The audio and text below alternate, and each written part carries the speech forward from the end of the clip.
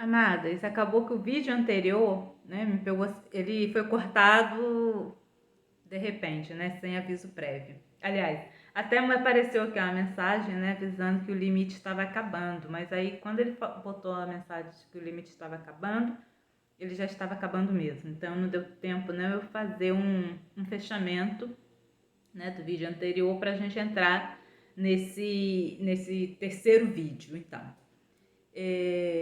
Voltando um pouquinho, né, que lá no anterior eu estava falando sobre a questão de numeração, de números, né, como devem vir registrados em atas.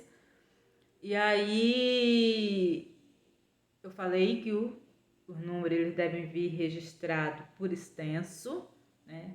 Geralmente quando é data, quantidade, quando é texto bíblico, né? Salmo 90, versículo 17, a gente deve vir escrevendo também isso por extenso.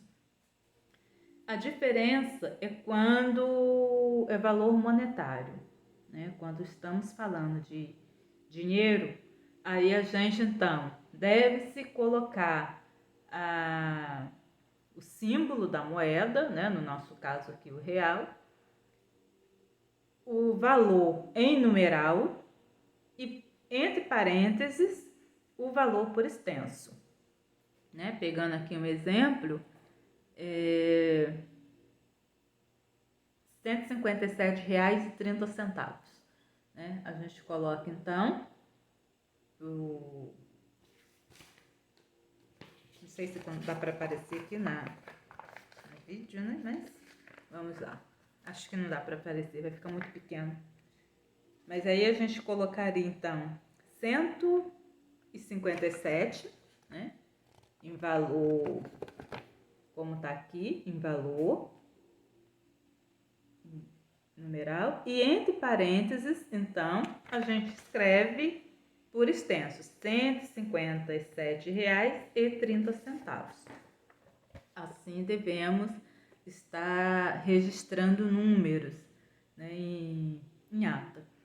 Isso é importante também frisar, porque às vezes as pessoas ficam meio dispersas e elas só lembram de registrar por extenso quando é quantidade, né? Há 4 participantes, né? 4 votos. Aí as pessoas às vezes lembram de colocar por extenso, mas quando se refere à data, às vezes a pessoa vai lá e esquece e coloca naquele formato padrão, né? Que a gente usa com barra, por exemplo. Então a gente precisa lembrar disso aí. Caso alguém tenha alguma dúvida, né? Fica agora esclarecido. Em relação, né, a alguns possíveis erros, no caso, eu vou citar aqui alguns exemplos, algumas situações que pode acontecer, mas geralmente vai ser utilizada mais no caso de uma ata manuscrita, né? É quando às vezes a gente escreve alguma coisa e escreve de forma incorreta, né, com erro de grafia. E aí a gente tem aquela expressão, né, digo. Ou seja, se a gente está escrevendo a ata e de repente a gente escreve uma palavra, por exemplo, com uma grafia errada, né, ou a gente usa uma palavra que não era para ter usado naquela situação, e a gente percebe isso imediatamente, logo na sequência a gente, né, escreve a expressão digo e usa-se a palavra correta. Né? Pegando aqui um exemplo, a presidente informou que no dia 5 de março haverá, né, uma capacitação. Só que não é março, é maio. Então, na sequência, a gente fala, né? A presidente informou que no dia 5 de março, digo maio, a gente faz a correção imediatamente. Quando às vezes a gente só percebe o erro da grafia, da palavra, né, no decorrer da ata, ou seja, a gente cometeu o erro e continuamos escrevendo a ata, normalmente. Mas aí lá no final a gente percebe, né, quando vai reler, a gente viu que errou. Aí nesse caso, né? Antes de concluir a ata, a gente faz uma ressalva, né? A gente coloca em tempo e faz a correção. Como exemplo, né, dando um texto aqui de exemplo, a presidente informou que no dia 4 de maio haverá uma capacitação. E aí a gente de repente escreveu capacitação com S, em vez de ser cedilha. Então, mas a gente só percebeu isso lá no final da ata. Então, a gente antes de concluir a ata, a gente coloca em tempo, nesta ata, na folha número tal, linha número tal, onde se lê capacitação, a gente, né, com S, como a gente escreveu, vamos dentro aqui do nosso exemplo, leia-se capacitação. Aí a gente escreve da maneira correta. É um recurso aí que a gente tem para fazer as correções sem termos rasura. Mas lembrando, né, que isso aqui vai ser mais usado no caso de atas manuscritas. No caso de uma ata digitada, a gente tem a opção de fazer as devidas correções antes de imprimir essas atas. Deixa eu ver se tem mais alguma observação, né, a ser feita. No caso, né, isso aqui pode acontecer também mesmo com a ata digitada.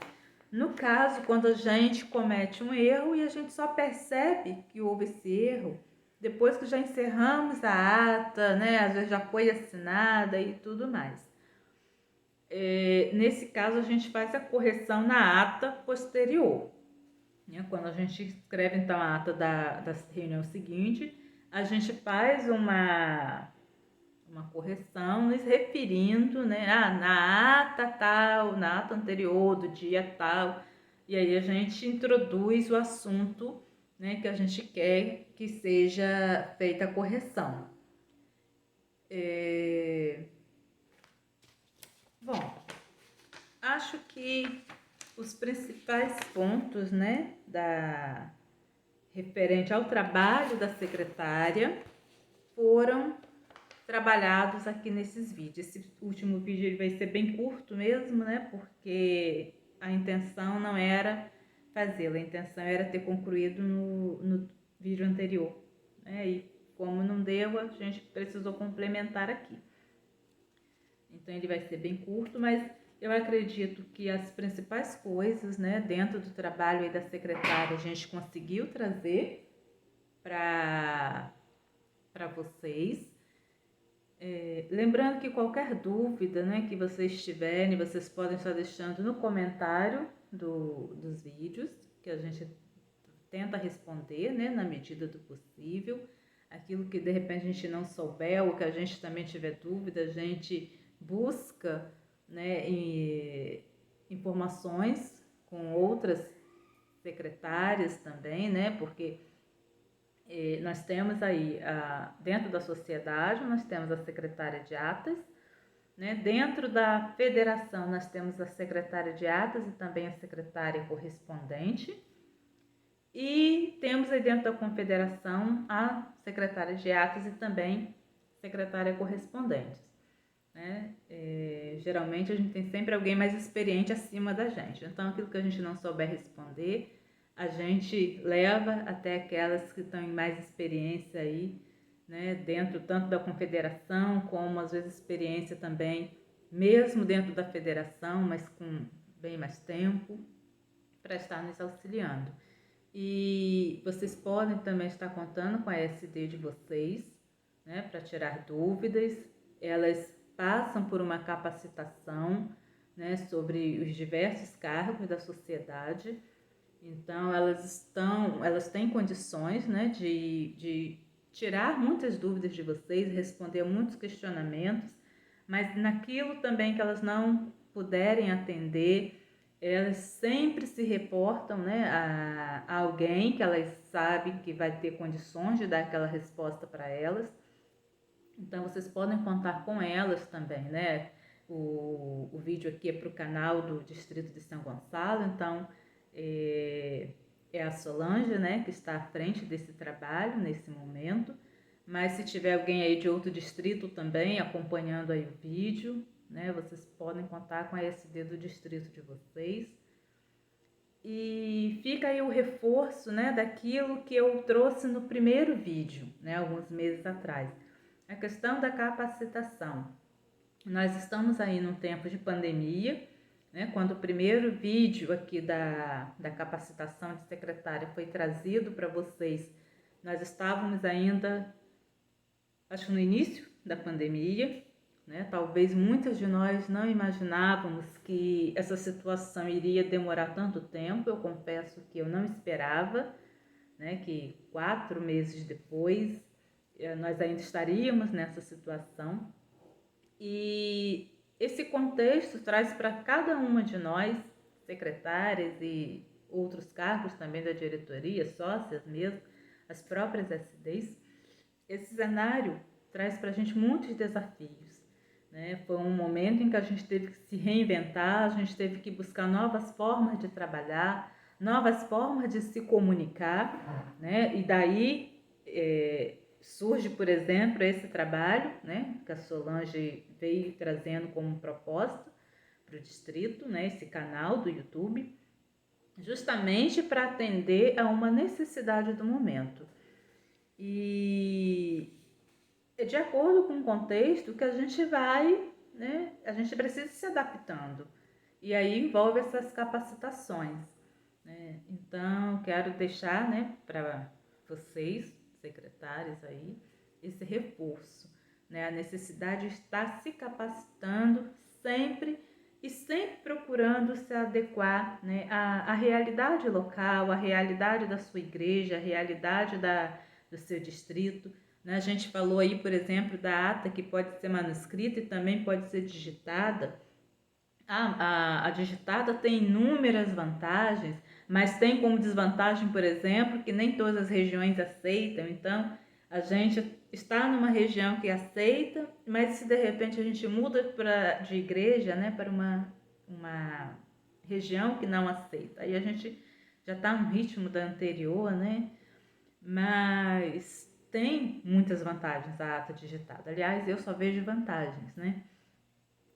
Mas por outro lado, temos que a sociedade ela tem que se adaptar, ela tem que se adequar à ata digitada, é de acordo com a realidade, né? Às vezes temos lá uma igreja pequena, pessoas com pouco acesso ao computador, então não precisa, né, digitar. Pode fazer manuscrito mesmo, desde que siga as orientações, desde que sigam as regras direitinho, né? Para que a gente tenha uma ata bonita, para que a gente tenha uma ata legível, compreensível, né? Para que qualquer pessoa lá na frente que vier pegar esse livro de atas, ela possa conseguir ler, compreender, né? E não questionar, porque é importante isso dentro da ata, justamente a questão de não ter rasura, a questão de não deixar espaços em brancos, né? É justamente para que não se tenha nada a ser questionado no sentido de que, será que não foi alterado? Será que não foi modificado alguma coisa aqui, né? Então, isso é importante, manter essas normas, essas regras, tudo direitinho, né? Independente se é digitado ou manuscrito. E cada sociedade tem a sua realidade, né? Cada sociedade está dentro de um contexto.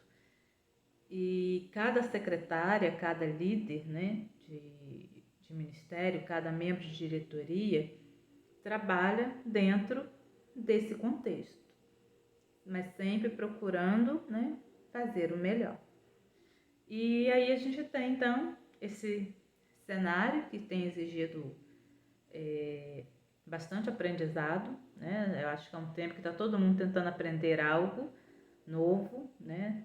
Principalmente em relação às tecnologias, às mídias, né? A questão de ter que trabalhar com live, com YouTube, com Instagram, nunca, né? A gente trabalhou tanto com isso. Eu ainda estou engatinhando. Estou com dificuldade nessa área, mas estou indo também devagar. Uma hora eu chego lá. Então, e é isso aí, né? Muitas de vocês aí talvez que não sabiam, né, usar nenhum desses recursos, mal usava talvez o WhatsApp, olhe lá, e com certeza estão aí aprendendo também, né? Precisando superar as dificuldades para continuar trabalhando de um modo geral, não só dentro da igreja, como até mesmo aquelas pessoas que trabalham de forma autônoma ou aquelas que têm o seu emprego, porque hoje em todas as áreas estamos tendo que nos adequar, né, nos adaptar a essas novas tecnologias. Quem tem filhos em idade escolar, né, está tendo às vezes aulas online e precisa conhecer, saber como que funciona para poder auxiliar os filhos, né? O pessoal aí que está trabalhando parte do tempo em home office, né? Precisou aprender a usar as plataformas de reuniões digitais. E dentro do reino de Deus, né? É isso que eu quero trazer aqui para vocês. Dentro do reino de Deus é isso aí também. A gente precisa estar constantemente se capacitando, né? Seja para exercer a função de secretária, de presidente, de tesoureira de sociedade, ou seja para exercer, né, a liderança de qualquer outro ministério, a gente precisa estar sempre aprendendo, sempre se capacitando, sempre procurando conhecer um pouco mais daquilo que a gente está fazendo, para que a gente possa estar sempre fazendo melhor, né? Porque para o Senhor a gente precisa fazer o melhor. Pelo menos a gente precisa tentar fazer o melhor. Amém? Que Deus abençoe, né? E estamos como federação à disposição de cada uma de vocês para tirar dúvidas, para ajudar no trabalho. Esse ano tem sido um ano difícil, né? A federação não está tão próximo, né, de vocês, né, em eventos, em igreja, como a gente vinha fazendo em anos anteriores, mas a federação está aí, né, também trabalhando aí com lives, com material também tecnológico, para poder estar capacitando, para estar levando a palavra também de alguma forma para todas nós. Que vocês possam aproveitar bastante aí esses canais, né, de comunicação aí com a federação e como forma também de serem edificadas pela palavra do Senhor. Que Deus abençoe a cada uma de nós. Amém? Fiquem na paz.